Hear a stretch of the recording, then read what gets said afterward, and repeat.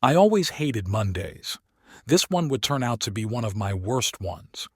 My wife, Peggy, was very despondent and moody. She fixed breakfast for the boys and I as if she were a robot. She wasn't being nasty, just depressed. It didn't help to brighten the morning. I had no idea what brought it on and didn't feel inclined to ask her.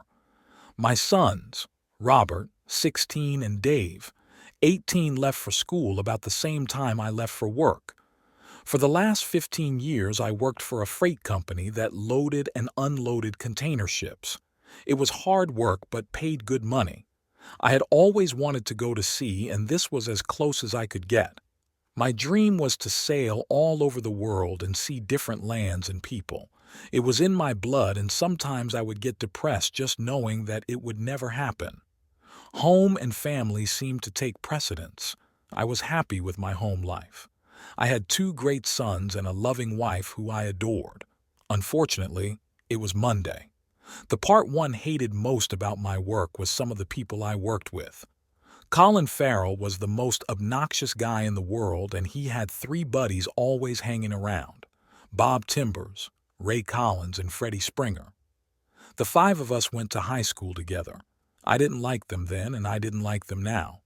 "Hey Grady, missed you at the party Saturday night. It seemed like Colin was going to start something early today." There was a company party Saturday night. The boys and I had to go to Chester to help my father move out of his house. My mother died 6 months ago, and Dad decided to move into something smaller. Peggy was disappointed, so I told her to go to the party without us. When we got back Sunday night, I asked her how the party was, and she just said okay. I just glared at Colin and didn't say anything. "We are sorry you couldn't make it, Grady, but thanks for letting your wife come." She made the whole evening worthwhile. I found myself clenching my fists as I listened to his group of hyenas giggling like girls. They seemed to be having a private joke at my expense. As I started to walk away, Colin followed and continued his taunting. "She sure has developed into a fine piece since high school, Grady. You are one lucky guy to have that to come home to every night.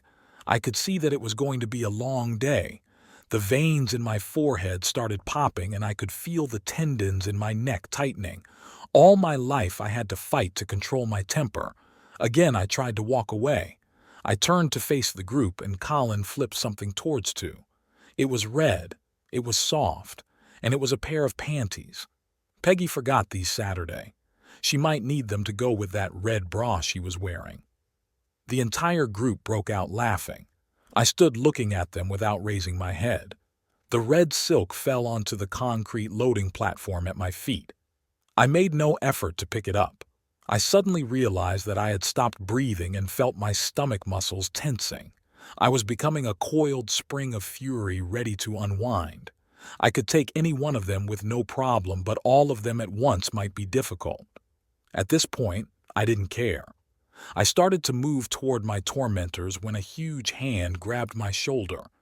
Josh Hamilton, the dock foreman, looked me in the eye and simply nodded his head toward the main office. Nothing was said. I glared at the group with a hatred they never saw before and followed Josh up the stairs. For some reason, all of them stopped laughing and got worried looks on their faces. Josh went into Henry Clark's office, and I sat down across from Henry's secretary, Sally. "Grady, would you like a cup of coffee?" "No thanks. I'm too upset to hold a cup right now." I could see Josh and Henry talking through the glass partition. It seemed serious.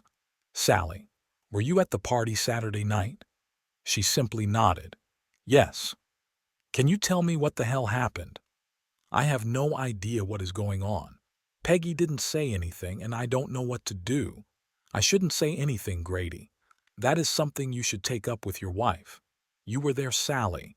You saw what happened. Just give me a clue." Sally was fumbling around with some papers on her desk, trying to figure out how she could get out of talking to me. "Please, Sally, I need to know." Peggy showed up at the party dressed to kill. After about an hour, Colin started to pump drinks into her. She seemed to be having a good time. Colin would whisper things to his posse every time he got the drinks refilled, and they would all laugh. Finally, Peggy and Colin went in the back to the storeroom.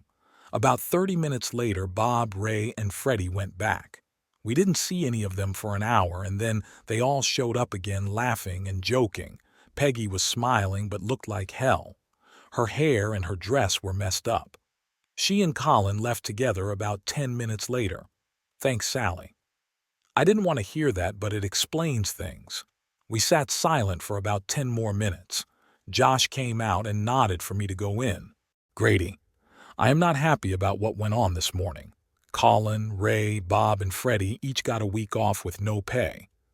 I want you to take 2 weeks vacation. Josh told me what happened Saturday, and I assume this is the first you heard of it. I can't afford to have anybody in the hospital. I don't believe any of this is your fault, but I expect you to have things straightened out before you come back. I'll do whatever I can to help you through this. Just ask. Now get out of here. I nodded. Thank you to Henry and thanked Sally again as I left the office. Colin and his boys were nowhere around as I went to the parking area. I left the panties on the dock. I didn't go home. I started driving north, looking for a sanctuary where I could lose myself. I had a long time to think about the past and the present. Peggy and I went to high school together. She was big, fat, sloppy, and not what you would call attractive. She didn't know how to groom herself or to put on makeup. Her hair always looked like crap. She was not in any in-groups and was basically a social outcast. Of course, that is what attracted me to her. I was 6'3" and weighed close to 300 pounds. I was large but also clumsy, shy, and nothing to look at. I was too awkward to play any sports. Colin Farrell was just the opposite. He was good-looking, smooth-talking, and athletic. I know it sounds stupid, but the rumor was that the girls would try to get Colin to take them out so that he could pop their cherries. He never had a steady girlfriend, but never went without a date. I hated the guy. He would brag about his conquests, and the girls didn't seem to mind, all except Peggy. Peggy had tried to get Colin to take her out. She wanted to be able to say he was her first. Colin not only turned her down, but he told the whole school about it. He said he only fucked girls and wasn't about to stoop low enough to screw a pig. The kids in school thought it was a hoot, but Peggy was crushed. I viewed this as my chance to move in. Since I had no idea how to court a girl, I just started being friendly. Pretty soon we became close, and by the time we finished school, we were a couple. I was the one that got to pop her. I got a job out of school as a construction laborer. In a year's time, my flab was gone, and I was all muscle and sinew. I was strong and coordinated. It felt good to no longer be a walking joke. Peggy and I were married within a year. Robert and Dave were born very close together, and Peggy started working out at a neighborhood gym shortly after. The transformation was amazing. Somewhere along the way, she learned how to fix her hair, put on just the right amount of makeup, and dress to kill. She looked good, and I was proud to have her for my wife. I loved her when she was a frog, and my reward was a princess. When I got the job at the loading dock, our whole life took a change for the better. Until today. The A14 turned into the A1 as I continued to knock down the miles. I knew where I was going, and it was just a matter of time. I thought about my 2 sons. They came from large, powerful stock and showed it. We made sure that both of them were active so that they wouldn't turn into the lumps we did. Dave was about 2 inches taller than Robert and a little leaner. Robert had large hands and large arms. Both of them were fit and able to take care of themselves. We taught them restraint and the importance of not being a bully. They both had the same goal, to go to sea. I guess it was in the blood. I promised I would help them in whatever they wanted to do. Peggy was a good mother and a great wife. She kept a good house and did not waste money on frivolous things. We had a great sex life, or so I thought. We had fun when we had sex, and I was perfectly content with that part of our life. I found myself on the M6, still clicking off the miles. The shadows were getting long, and I was hoping to arrive before dark. It was a 7 hours trip to Port Patrick, but it was the only place I wanted to be right now. I kept looking for the A75 and finally found it as the sun went down. There were plenty of parking spaces this time of year by the Duke's Duck. I gave my keys to the barkeep and asked for a room by the week. I had no luggage, change of clothes, or razor, but didn't care. He took the room key off the hook, gave it to me, and hung my car keys in the same spot. I took a pint and sat down in the back corner. The streetlight was shining through the amber bottle glass window by my head. It was time to get numb and forget the world. I would find myself waking up in my room late in the mornings. I vaguely remembered how I got there. Usually, one of the local regulars would help me up the stairs and drop me on top of the bed. I never did get under the sheets. I splashed some water on my face and a couple times took a shower. I had to put the same clothes back on, so the shower didn't really help much, odor-wise. I was getting a fierce-looking beard. I had never let my facial hair grow, and it was a little unnerving to see it in the condition I was in. Every couple days they ran my credit card through to keep the tab up to date. I had been wallowing in self-pity for a long while, and I was starting to get sick of it. I was sitting, glassy-eyed, staring at the dartboard for the 1,000th time when two uniforms walked in. I watched them without looking at them. They talked to the barkeep a while, and he nodded in my direction. He also pointed to my keys on the wall behind him. I assumed they were looking for me. I was amazed at my own intelligence. They didn't even try to talk to me. They just pumped coffee into me for the next 2 hours. Grady Baxter, do you think you can talk to us? Did I do something wrong? We just need to talk. Are you up to it? Can we go outside? The sun was shining, but everything was wet. The cobbles on the street in front of the pub were slick, and I took my time walking across to the seawall. The whole street was on a slope, and I still felt a little tipsy. The cool air was marvelous as it filled my lungs. I don't smoke, but the air inside was so thick the results were the same. I leaned over the granite seawall and threw up. It was mostly liquid because I hadn't eaten much solid food the last few days. My head started to clear, and so did my eyes. My two companions waited patiently while I got myself together. I was starting to feel obligated for putting them to so much trouble. The bench I sat on was wet, but I didn't care. What can I help you with, gentlemen? First of all, we were trying to find you since you were missing for 10 days. Second, we were trying to locate Colin Farrell and were hoping you could help us. Well, you found me, so that part is solved. I haven't seen Colin Farrell since the day I arrived here. I believe the barkeep has already informed you that I have not left the inn since I checked in. I have no idea where Colin is, but I think I will be looking for him when I get home. I chatted with them for about another hour. They had nothing to charge me with, and after they found me safe, they seemed to only be interested in talking about Colin. They located me through the credit card charges. I'll remember not to make that mistake again, if it ever comes up. I went down the hill and bought some fresh clothes and a toothbrush. I decided I would keep the beard a while, even thought it looked like crap. After a final shower, I paid my bill and started home. I stopped about 4 times on the way. Twice I got something to eat, but mostly I was just trying to delay my arrival. There was nothing pleasant or enjoyable waiting for me at home. I did want to see my boys, though. She was sitting on the couch. There was only one light on in the living room. She watched me with her hands on her lap, afraid to move. It looked as if she had been crying, but it was hard to be sure in the dim light. I went to get a beer, but the thought of it made me a little nauseous, so I grabbed a Coke instead. I sat in the recliner across from her and waited for her to say something. The boys are staying with friends for the night. It was my idea so that we would have some private time to talk. Why didn't you tell me about it before I found out? I don't know. I was scared, I guess. About what? I wasn't sure what you would think or do. I did something stupid and it backfired on me. Backfired? What the hell backfired? You won't get mad at me, will you, Grady? I don't know. It would probably be better if you told the truth, but we'll have to wait and see. Grady, do you remember what Colin did to me in high school? Yes. I've been wanting to get even with him for that ever since it happened. Saturday night at the party, it seemed like a good time, so I set a trap for him. Doesn't sound like the story I heard. Listen to me, Grady. Like I said, it backfired on me.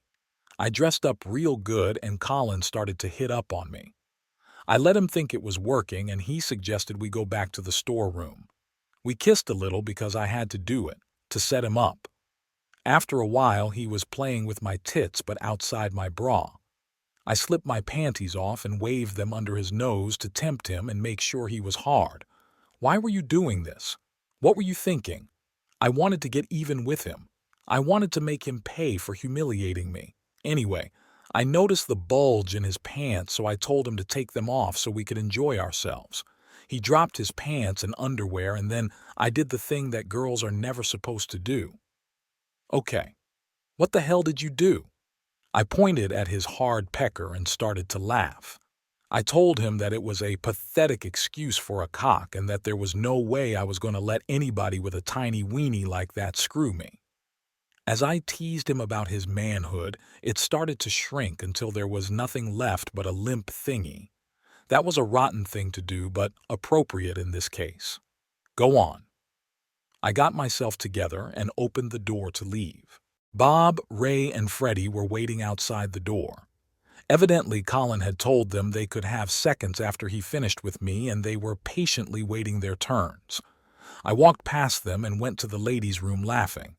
When I came back to the party, they were all standing around with big smiles on their faces. Apparently, they had told all the other guys at the party they had screwed me in the storeroom. They said that to get even with me for humiliating Colin. I was upset and left. I heard that you left with Colin. That's not true. I left by myself and drove straight home. You left your panties there for Colin. No, I just forgot them when I left. Why didn't you tell me?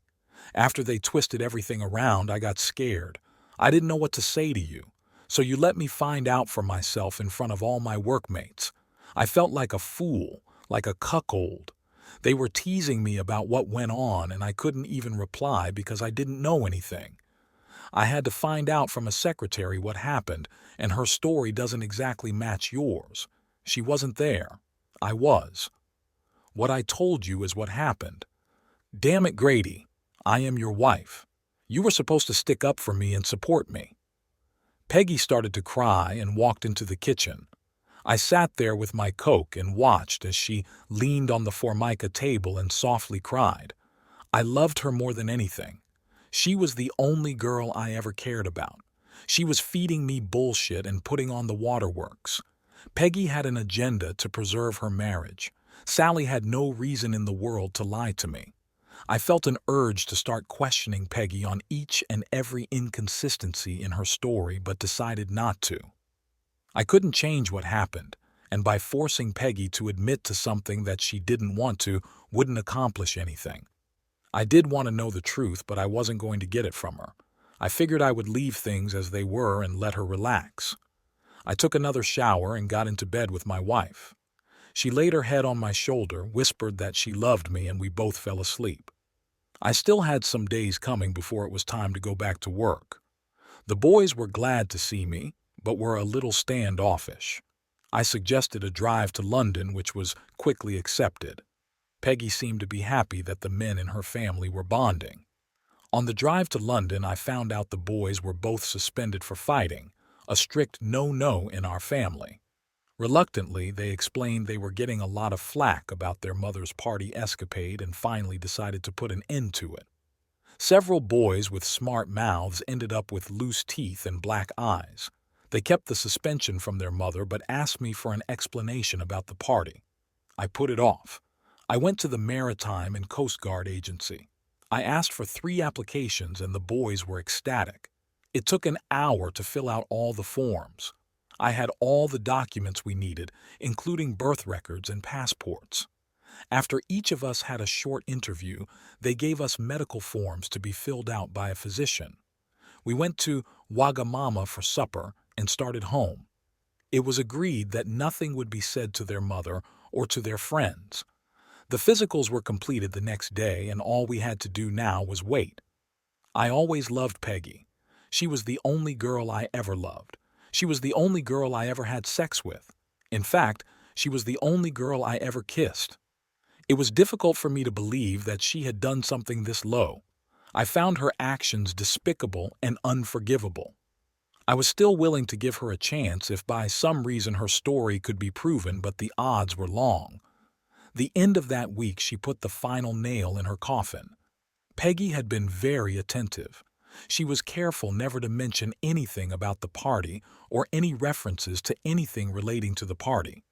She never discussed my trip to Port Patrick. She was trying everything in her power to resume our life just how it had been. The next day at breakfast, I was hit with the ultimate instability. Grady, I was thinking, I would like to have another baby. Now I knew what the love session the night before was all about. We need a little background here to be able to appreciate the stupidity of this comment. Peggy had been on birth control pills for several years after the boys were born. About 3 years ago, she started complaining about the side effects of the pills. I won't go into the specifics, but she was having different types of female problems that were supposed to be either caused or aggravated by the pills. In any event, she decided to stop taking them. We were not using any other type of birth control. A short time later, I was in the doctor's office for a rotor cuff problem. I asked him about getting clipped, and 20 minutes later I was sterile. I never mentioned this to Peggy, didn't see any need to. For the last 3 years, Peggy and I have been having unprotected sex. No pills, no condom, no diaphragm. At no time did Peggy ever mention or wonder why she wasn't getting pregnant. Now all of a sudden she wants to wave a magic wand and have a baby. Either she is extremely stupid or she thinks I am extremely stupid. I looked at her in amazement. I think that would be great, honey. Now, being a man, I don't know much about pregnancy, but since it had been almost 3 weeks since the party, there is a good chance that Peggy had missed a period and was covering her ass. This put a whole new light on things, so I decided to move up my schedule. The boys were back in school, and I got a chance to talk to them a little bit before they left. They seemed to understand my situation concerning their mother better than I did. I felt better knowing that I had their support and backing no matter what happened. I was not sure what was going to occur at this point. I spent most of the day looking for Colin Farrell. He had to be someplace. At lunchtime, I went by the docks and spoke to Sally. Bob, Ray, and Freddie were back at work, but she had no idea what was going on with Colin. The rumor was that he was afraid I would go after him. That didn't make sense because I was a peaceable fellow. I avoided the work area so I wouldn't run into any of my 3 tormentors. That afternoon, I stopped by to see a local lawyer and started the paperwork needed to divorce Peggy. I didn't want to hurt her, but I didn't want to live with her anymore. The boys would be on their own shortly, and I didn't see any reason for me to stick around. The one remaining problem that I couldn't shake was the need to thank Colin and his boys for ruining my marriage. I know that the fault was primarily Peggy's, but I couldn't punish her. Her paramours would have to pay for their poor judgment. Freddie Springer was married but always stopped by McMurray's for a pint before heading home. It was just getting dark when he came out the side door and started walking along the building to his car in the rear. I surprised the hell out of him when I grabbed his left arm and twisted it up behind his back. I ran him full speed into the wall and heard a few things break as his face met the brick. His knees buckled a little, but I held him by his arm as I started to pound his kidneys with my right fist. As he sank lower, my fist started to hit higher and I could hear ribs cracking. I must have hit him 20 times when his arm went loose at the shoulder socket. I dropped him to the cobblestones as a group of people came down the alley. No one chased me as I calmly walked to my car and drove away. 2 hours later, I was sitting in the police station. Peggy had just put the house up for collateral to get bail and was finishing the paperwork. Alice Springer came storming and screaming that she wanted me put away forever. They were able to keep her away from me, but she didn't shut up till Peggy talked to her. I don't know what Peggy said, but Alice looked at both of us like we were dirt and walked out. Robert and Dave had my car and drove me home while Peggy followed. The boys seemed to be proud of me, but I was careful not to say or do anything to encourage them. Freddie had a dislocated shoulder, broken nose, two black eyes, and lots of internal injuries that they had not fully identified yet. 4 ribs were broken, but luckily none had punctured his lungs. My wife and I didn't speak of the problem when we got home. I slept on the couch for the first time in 20 years, but didn't mind. I was up and out early the next morning trying to figure out what to do next. The Osaka Maru was unloading at Felixstella. The captain, Jose Costa, was an agreeable man and was willing to take me on when and if I got my papers. I promised to get back to him later in the week. On the way home, I stopped to top off the gas tank. Just as I finished up, I noticed someone rushing toward me. I turned just as Ray Collins hit me on the left side with a piece of 2x4. The wood glanced off my left arm before cracking a couple of ribs. I squinted my eyes and bent over from the pain. I remember trying to breathe and not being able to inhale. With my eyes closed, I saw bright white flashes and then felt my knees buckle. The wooden club made a funny clunking noise as it bounced around on the asphalt. Ray wasn't able to hold on to it after the impact. My right hand darted out as I was falling and grabbed some flannel. I was able to twist around to the left as I rammed my right fist, with flannel, into the ground. I felt myself land on Ray's body, hard. My eyes were still clenched shut, trying to block out the pain in my left side. I could not move my left arm. I was acting on instinct as my right hand started to hammer up and down. I don't know what I was hitting, but as long as it was an asphalt, it was good. Both sides of my body were working independent of each other. As my left side was crunching up for protection, my right side was attacking anything it could find. At first, Ray was squirming under me, trying to get free, but after a few seconds he was still. I couldn't stop hitting him until some customers pulled me off. I still couldn't get a good breath of air and it hurt like hell. One of the medics gave me a shot and I slept all the way to the hospital. I woke up a few hours later with a sling on my left arm and my body taped tight. I was able to breathe, but with care. Peggy was there and did not look pleased. "Damn it, Grady. What do you think you were doing? You were making a hell of a fuss over that little party problem." "Sorry, honey. I didn't do anything." "Why did your boyfriend attack me with a 2x4? "And what do you mean by a little party problem? Either I get a better explanation about what went on that Saturday or I will continue talking to people." "You were not talking.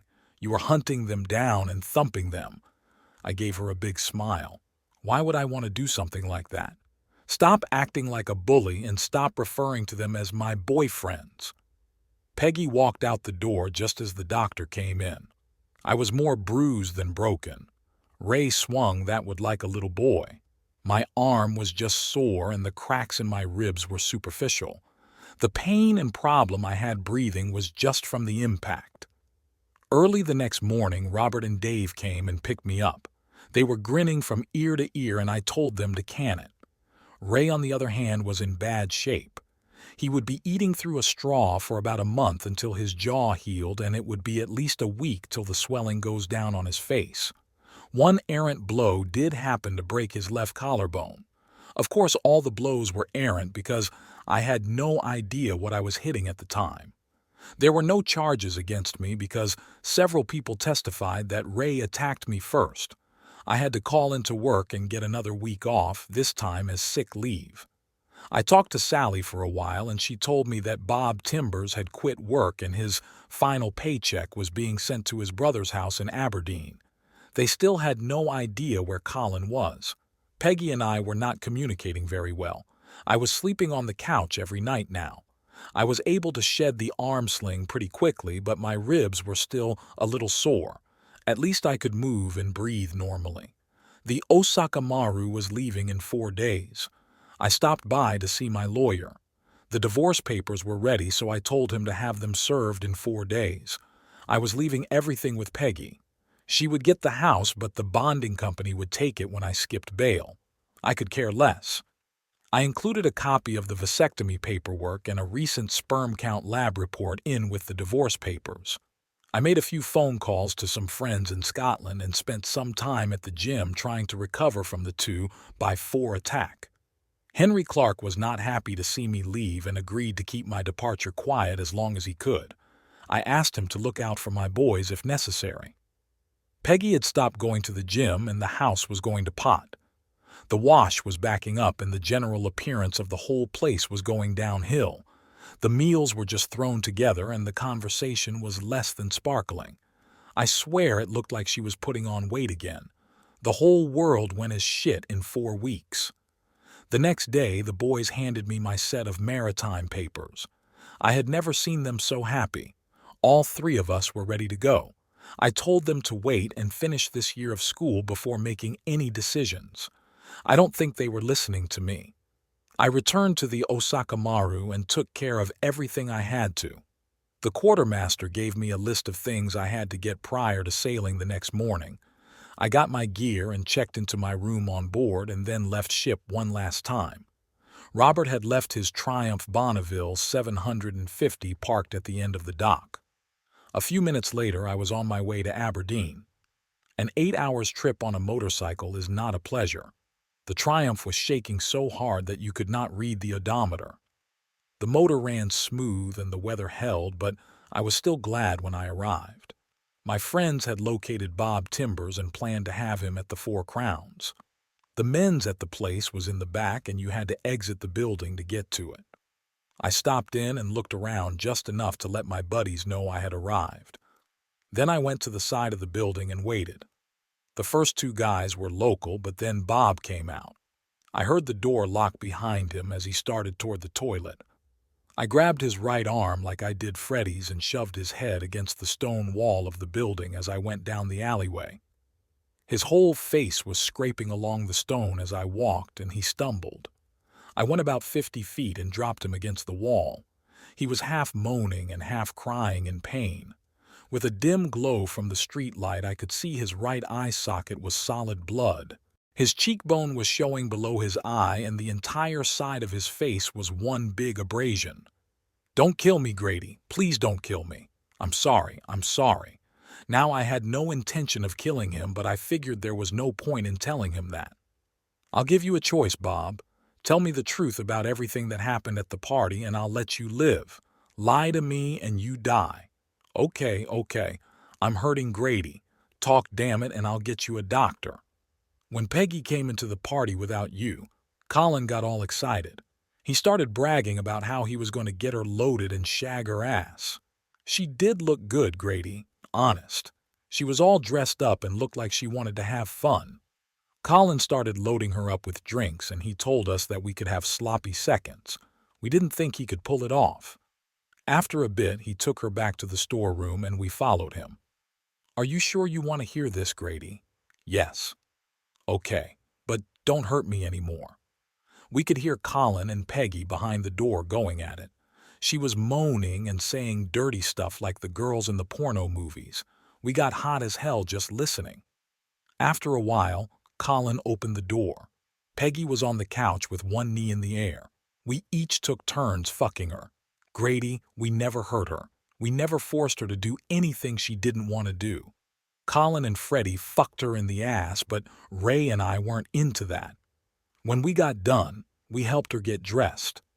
She and Colin left together, and I think they stopped someplace before he dropped her off, but I don't know for sure. That's it, Grady. I'm sorry. We didn't hurt her, honest, and we didn't make her do anything she didn't want to do. I just looked at him. "Do you know where Colin Farrell is?" He just shook his head no. This man was in no position to lie to me.